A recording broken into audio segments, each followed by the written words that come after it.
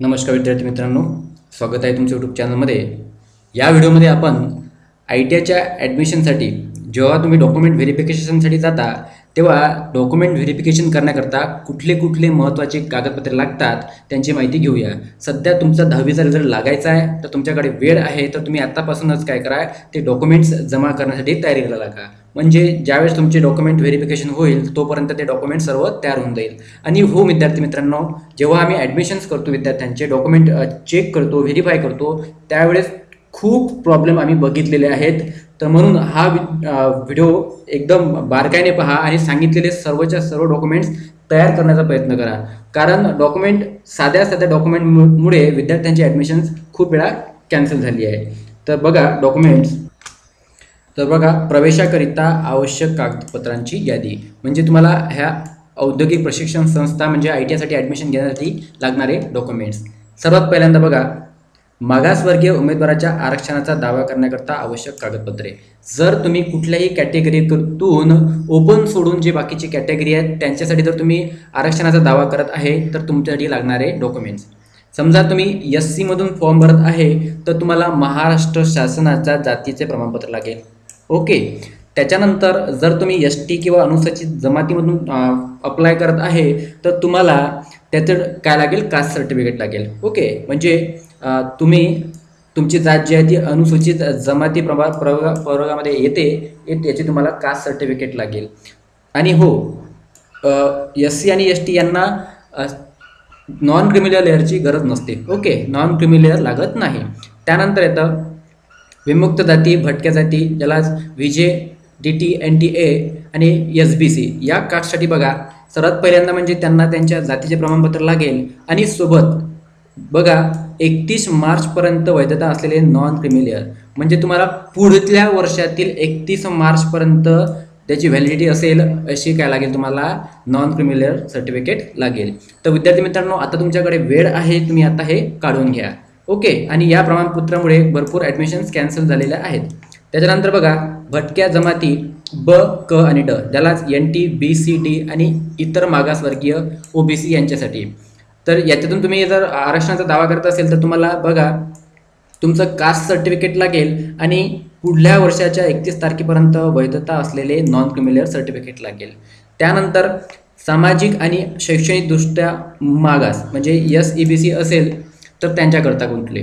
तर बघा, सामाजिक न्याय व विशेष सहाय्य विभाग यांचे दिनांक 7/12/2018च्या शासन निर्णयासह देण्यात आलेले प्रमाणपत्राचा नमुना, सदर जात प्रमाणपत्राचा मराठी व इंग्रजी नमुना अनुक्रमे पृष्ठ देण्यात येत आहे. म्हणजे या ठिकाणीच तुम्हाला या PDF मध्ये याचा नमुना दिला आहे, त्याप्रमाणे तुम्हाला त्याचं ते सर्टिफिकेट सादर करायचं आहे. ओके. आणि सोबतच नॉन क्रिमिलेअर लागेल तुम्हाला पुढल्या 31 तारखेपर्यंत त्याची व्हॅलिडिटी असायला पाहिजे कमीत कमी.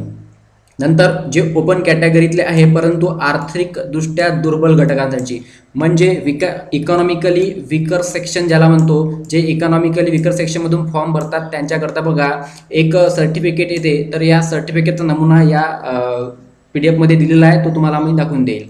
तर त्यांना हे सर्टिफिकेट कंपल्सरी लागतं आणि सोबतच नॉन क्रिमिलेअर सुद्धा लागतं. ओके. तर यांना नॉन क्रिमिलेअर सुद्धा लागतं. आता या अर्ज स्वीकृती केंद्रामध्ये ऑनलाईन प्रवेश अर्ज निश्चिती आणि संबंधित औद्योगिक प्रशिक्षण संस्थेत प्रवेश निश्चित करताना सादर करावयाचे कागदपत्रे. म्हणजे तुम्ही डॉक्युमेंट व्हेरिफिकेशनसाठी जेव्हा तुम्हाला जाल तेव्हा कुठले कुठले डॉक्युमेंट्स द्यायचे ते बघून घ्या.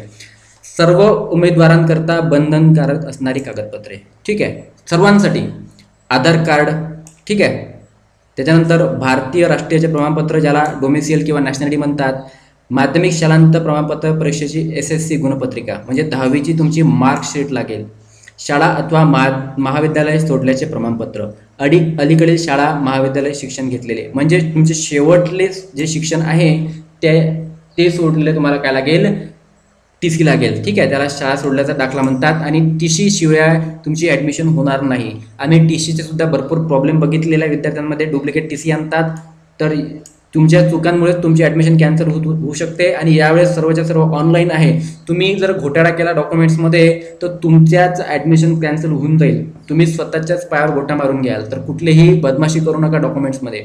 त्यानंतर बघा, प्रकार B उमेदवार, प्रकार क उमेदवार बघा, बी, सी, डी आणि ई हे प्रकार असतात उमेदवाराचे. आतापर्यंतची माहिती मी सांगितली होती ती सर्व टाईप ए कॅन्डिडेटसाठी होती. टाईप ए कॅन्डिडेट म्हणजे काय, जो आय टी आहे जर त्या तालुक्यातील विद्यार्थी असेल, म्हणजे सेम तालुका आणि सेम विद्यार्थी त्या तालुक्यात राहत असेल त्या आय टी आय कॉलेजच्या, तर ते झाले टाईप ए कॅन्डिडेट्स. परंतु आता हे जे कॅन्डिडेट्स आहेत ते बघा, जे तालुक्याच्या बाहेरील कॅन्डिडेट असेल, म्हणजे आय टी आय ज्या तालुक्यात आहे त्याच्या बाहेरील कॅन्डिडेट्स असेल त्यांच्याकरता उमेदवाराचे अधिवास पत्र अथवा उमेदवाराची आई अथवा वडील महाराष्ट्र राज्याचे अधिवास असल्याचे प्रमाणपत्र, म्हणजे तुमचे आणि तुमच्या आईवडिलांचे डोमिसाईल सर्टिफिकेट लागेल. तर तुम्ही तालुक्याच्या बाहेरचे असेल, ज्या ठिकाणी आय टी आय आहे त्याच्या तालुक्याच्या व्यतिरिक्त असेल तर. त्याच्यानंतर टाईप सी बघा, उमेदवाराचे आईवडील हे केंद्र सरकार, म्हणजे जर सेंट्रल गव्हर्नमेंटची नोकरी करत असेल किंवा केंद्र शासनाची जर नोकरी करत असेल आणि केंद्र शासनाची तुम्हाला बदली माहिती आहे भरपूर, म्हणजे स्टेट वाईज ट्रान्सफर होत असतं आणि बाहेरून स्टेटमध्ये जर तुमची ट्रान्सफर झाली असेल आणि तुम्हाला आय टी आयमध्ये ॲडमिशन घ्यायची असेल तर तुम्हाला आईवडील हे केंद्र सरकारच्या उपक्रमामधील कर्मचारी असल्यास त्यांची महाराष्ट्र राज्यात नियुक्ती झाली आहे असे नमूद केलेले कार्यालय प्रमुखाचे प्रमाणपत्र, म्हणजे तुमच्या आईवडिलांचे ट्रान्सफर हे महाराष्ट्रामध्ये झाली आहे याचे काय लागेल, प्रमाणपत्र लागेल. ओके, आता हे बघा चौथा प्रकार काय असतो कॅन्डिडेटचा. यामध्ये बघा, उमेदवाराचे आईवडील हे महाराष्ट्र राज्य शासनाच्या उपक्रमामधील कर्मचारी असल्यास कार्यालयाचे प्रमुखाचे प्रमाणपत्र. याचा अर्थ काय बघा, टाईप डी आणि कॅन्डिडेट्स म्हणजे कुठले, ज्यांचे आईवडील महाराष्ट्राचेच आहे परंतु स्टेट गव्हर्नमेंटची नोकरी करताय, महाराष्ट्र शासनाचे नोकरी करताय. आता समजा फॉर एक्झाम्पल त्यांची मुंबईमधून त्यांची जर बदली इथे नागपूरला झाली, निश्चितच त्यांचा राज्य बदलला आहे. राज्य बदलला याचा अर्थ काय, तालुका बदलला आहे, म्हणजे तुमच्या आईवडिलांची बदली झाली आहे याचे सुद्धा प्रमाणपत्र तुम्हाला सादर करावे लागेल. ओके, आता नेक्स्ट पॉईंट बघा, मागास प्रवर्गात मोडणाऱ्या अनुसूचित जाती, अनुसूचित जमाती यांच्यासाठी मुद्दा, म्हणजे जातीचे प्रमाणपत्र जे आहे तुम्हाला इथेच या PDF मध्ये दाखवून देईल. त्याच्यानंतर बघा, मागास वर्गात मोडणाऱ्या विमुक्त जाती, भटक्या जमाती, म्हणजे VJ, DTA, NTP, NTC, NTT, OBC आणि SBC यांच्या तिकट बघा नमूद जातीचे प्रमाणपत्र इथे नमूद केले आले आहे आणि पुढील 31 मार्चपर्यंत वैधता असलेले नॉन क्रिमिनल प्रमाणपत्र सुद्धा इथे दाखवून दिले आहे. त्याच्यानंतर बघा, हे सर्वच्या सर्व डॉक्युमेंट्स तुम्हाला डॉक्युमेंट व्हेरिफिकेशनसाठी आणायचे आहे. ओके, सामाजिक आणि शैक्षणिक दृष्ट्या मागास, म्हणजे SEBC मध्ये ज्यांनी फॉर्म भरला आहे तर त्यांना हे प्रमाणपत्र द्यावे लागेल आणि नॉन क्रिमिनल सोबत न्यावे लागेल. त्याच्यानंतर खुल्या प्रवर्गातील आर्थिकदृष्ट्या दुर्बल घटकांसाठी, म्हणजे इकॉनॉमिकल विकर सेक्शन ओपन कॅटेगरीमधले त्यांना द्यायचे आहे त्यांचे प्रमाणपत्र ओके EWSचे आणि नॉन क्रिमिनल द्यावं लागेल. त्याच्यानंतर माजी सैनिक जर असेल तर त्यांना संरक्षण सेवा प्रमाणपत्र द्यायचे आहे आणि तुमच्या आईवडिलाचे संरक्षण सेवेत कार्यरत होते व ते महाराष्ट्र राज्याचे अधिवास असल्याचे प्रमाणपत्र द्यावे लागेल. ओके, त्यानंतर बघा, संरक्षण सेवेतील कार्यरत व्यक्ती जर कार्यरत असेल तर त्यांना संरक्षण सेवा प्रमाणपत्र द्यायचे आहे आणि उमेदवाराचे आईवडील जे संरक्षण सेवेत कार्यरत होते व महाराष्ट्र राज्याचे अधिवासी असल्यास त्यांचे प्रमाणपत्र द्यावे लागेल. ओके, त्याच्यानंतर बघा, महाराष्ट्र राज्यात अधिवास नसलेले संरक्षण सेवेतील कार्यरत कर्मचारी, ठीक आहे, पण महाराष्ट्राच्या बाहेरचे जर भारत राज्यातील असेल त्यांच्याकरता बघा संरक्षण सेवा प्रमाणपत्र द्यावं लागेल. नंतर उमेदवाराचे आई वडील संरक्षण सेवेत कार्यरत व्यक्ती असून सध्या त्यांची नियुक्ती महाराष्ट्र राज्यात झाली असल्याचे कार्यालय प्रमुखाचे प्रमाणपत्र, किंवा उमेदवाराचे आई वडील हे संरक्षण सेवेत कार्यरत आहे आणि ते महाराष्ट्रातील पूर्वीच्या नियुक्तीच्या निवासस्थानात राहत आहेत असे कार्यालय प्रमुखाचे नमूद केलेले प्रमाणपत्र सादर करायचे आहे. त्यानंतर बघा, अपंग उमेदवार असेल तर PW1, PWT2, PWT3 सर्व अपंगत्वाचा प्रकार, अपंगत्वाची टक्केवारी, कायमस्वरूपी अपंगत्व याबाबत स्पष्ट उल्लेख असलेल्या वैद्यकीय मंडळीचे प्रमाणपत्र द्यावे लागेल. नंतर अल्पसंख्याक उमेदवार असेल तर धर्माबाबतचे प्रमाणपत्र अथवा उमेदवार मुस्लिम, बौद्ध, ख्रिश्चन, शीख, पारशी आणि जैन धर्मात मोडतो याचा उल्लेख असलेले शाळा सोडल्याचे प्रमाणपत्र, तुमच्या TC वर सुद्धा तुमची जात नमूद केलेली असली पाहिजे.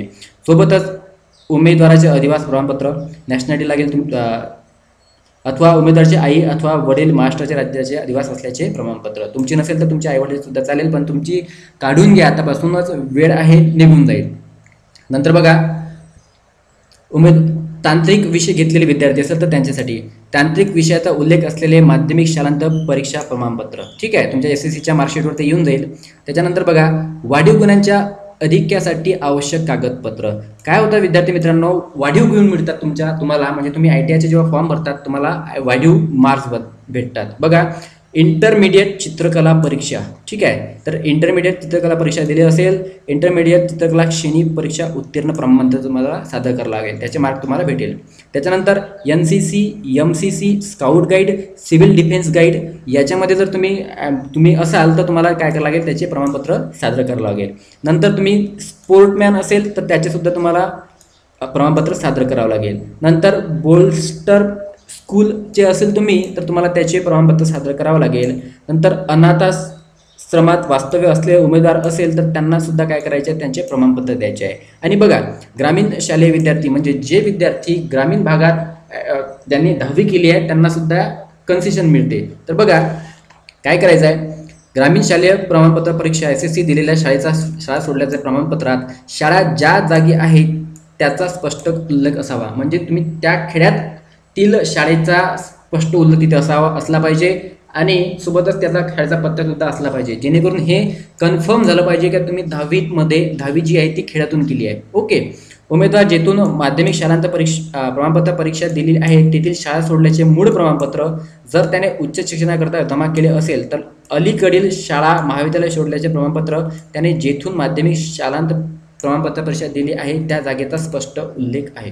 ओके, किंवा उमेदवार ज्या शाळेतून माध्यमिक शालांत प्रमाणपत्र परीक्षा दिली आहे त्या शाळेच्या नावाचा पत्त्याचा स्पष्ट उल्लेख असलेले बोनाफाईड सर्टिफिकेट तुम्हाला द्यायचे आहे. ठीक आहे, जर तुमचा उल्लेख नसेल TC मध्ये तर तुम्हाला बोनाफाईड सर्टिफिकेट तिथे जोडायचं आहे. उमेदवार माध्यमिक शालांत प्रमाणपत्र परीक्षा SSC दिलेली शाळा 2011च्या जनगणनेकडून जाहीर झाल्याप्रमाणे ग्रामीण भागातील असेल तर त्याला गुणाधिक्य दिले जाईल. ओके, त्यानंतर बघा, भारतीय राष्ट्रीयत्व प्रमाणपत्र देण्यासाठी खालील कागदपत्रे मान्य केली जातील. जर तुमच्याकडे डॉक्युमेंट्स नसतील तर हे त्यांनी अलाउ केलेले आहेत. उमेदवाराचे राष्ट्रीयत्व भारतीय म्हणून दर्शवलेले शाळा सोडल्याचे प्रमाणपत्र चालेल. योग्य प्राधिकाऱ्याने उमेदवाराच्या नावाने दिलेले भारतीय पारपत्र चालेल. उमेदवाराचे जन्म ठिकाण भारतात आहे हे दर्शविलेले जन्म प्रमाणपत्र. ठीक आहे, तुमच्याकडे नॅशनॅलिटी नसेल तर तुम्हाला या 3 डॉक्युमेंटची तुम्ही सादर करू शकता. ओके, आता डोमेसिल सर्टिफिकेट वगैरे तुम्ही सर्व काढून घ्या. त्यानंतर बघा, आपण याविषयी जाणून घेऊ. अतिशय महत्त्वाचा पॉईंट, पात्रतेसाठीचा अंतिम दिनांक. केंद्रीय प्रवेश पद्धतीमधील ऑनलाईन अर्ज भरण्याचा आणि प्रवेश नीतीचा अंतिम दिनांक विचारात घेऊन सर्व नियम आणि अटी लागू होण्याच्या सर्व उद्देशांसह उमेदवाराची पात्रता निश्चित केली जाईल अथवा ठरवली जाईल.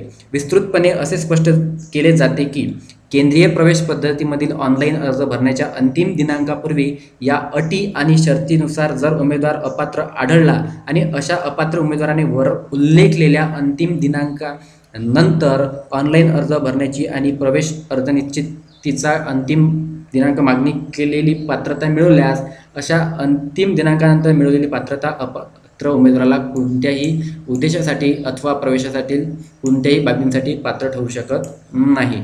ओके, आता बघूया यांचे फॉर्मॅट्स. ठीक आहे, डॉक्युमेंटचे फॉर्मॅट बघूया. तर बघा, सामाजिक आणि शैक्षणिकदृष्ट्या मागास EBC हा फॉर्मॅट बघा, हा तुम्हाला फॉर्मॅट दिसतोय. तुम्हाला या प्रकारचा फॉर्मॅट आहे. तुम्हाला ही जी लिंक आहे PDFची यामध्ये डिस्क्रिप्शन बॉक्समध्ये देऊन देईन, तुम्हाला तिथून फॉर्मॅट मिळून जाईल. ओके, तर हा फॉर्मॅट असेल EBC.